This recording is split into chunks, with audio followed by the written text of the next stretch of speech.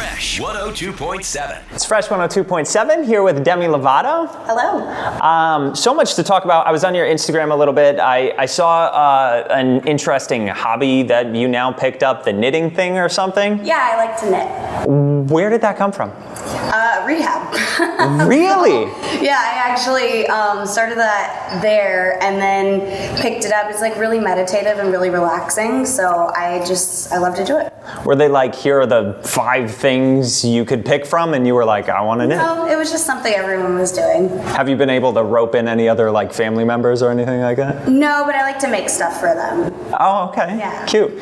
I also saw on your Instagram, I think it was either yesterday or the day before, you got a chance to present some of the new music to the Grammy committee. So I don't even know how that process goes, and how did they take to it? I just stopped by the Nashville offices, Okay. and because I was in Nashville and I wanted to meet some people and just play my music for them, and it went really well. They were really receptive to the new music, and I'm really excited about it. So it's not something you have to do or anything, right? No, it was just something that I wanted to do. Does it like help? Does it like get you in good with them? They're like, oh, this is new Demi, so next time she's gonna win the Grammy, or? No, I don't know.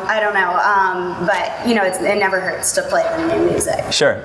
Are there any new details about the album now? Do you have a title picked out? I have a title picked out. I can't tell you, unfortunately, but I have the release date coming soon, and then it's getting there. It's almost officially ready. That's awesome. I know a lot of people want to know, is Body Say going to be on there, or was that? No, Body Say was just a song that I put out for fun. It wasn't even really a single. Okay.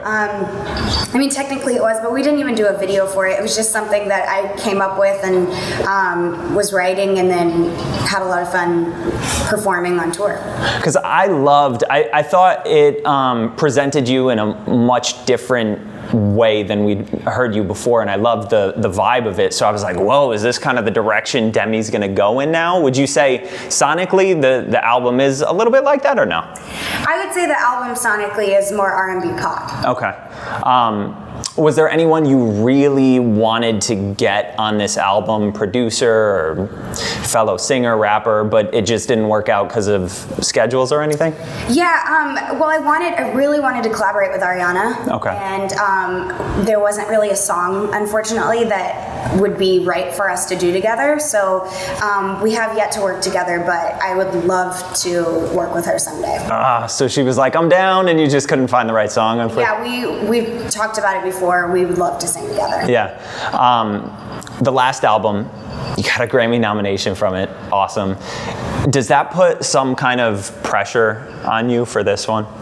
Well, of course you want to release music that is Grammy nomination worthy, because you do have, a bar set that you want to, either meet at or raise, and I wouldn't say there was a ton of pressure. I just made music that I really enjoyed listening to and and I had fun singing to, so whatever happens, but I'm proud of the work that I did on the last album. I just think that this album is more authentic to my sound. Cool. With the Grammy nomination that you got, I feel like last year around maybe October or something, you seemed a little down in the dumps, and you were like, I'm gonna be like, F it, I'm just gonna quit music or whatever. Correct me if I'm wrong. Was that true, A? And B, did the Grammy nomination prevent you from doing that? I think the Grammy nomination really helped. Okay. I think that sometimes you can get emotional on Twitter, and especially somebody that's really outspoken and really passionate about the things that I believe in. I'm not afraid to hide my emotions on Twitter. And so, I had just gotten tired of the media, and I wanted to take a step back and focus on charity this year. And luckily I'm able to do both, work on music and do that. I started off the year by going to Kenya and working with a charity called Me to We. And that kind of rejuvenated me and made me feel a lot better about, getting involved with stuff. And also I missed creating music, so I wanted to get back in the studio, and then organically an album came out of it. I love that. And aside from you always being very charitable, you've been so politically involved and aware and active, and I love it. You're using your platform in a way I wish a lot of artists did.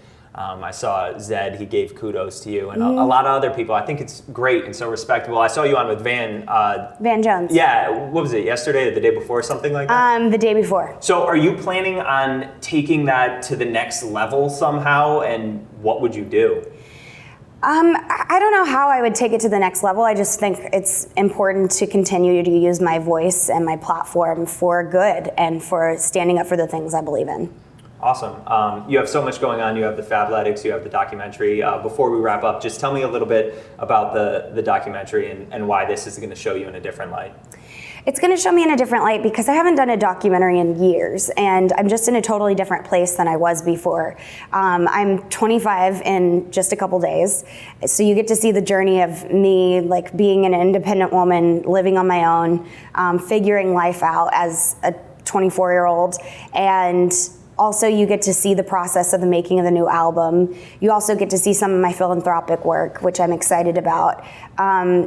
So yeah, it's just something that I think is going to be really insightful for my fans. They're going to get to know me a lot better, and I can't wait for them to see it. Awesome. Thank you so much for being here. You're lovely. Your new music sounds phenomenal. I'm excited for you. Thank you. Of course.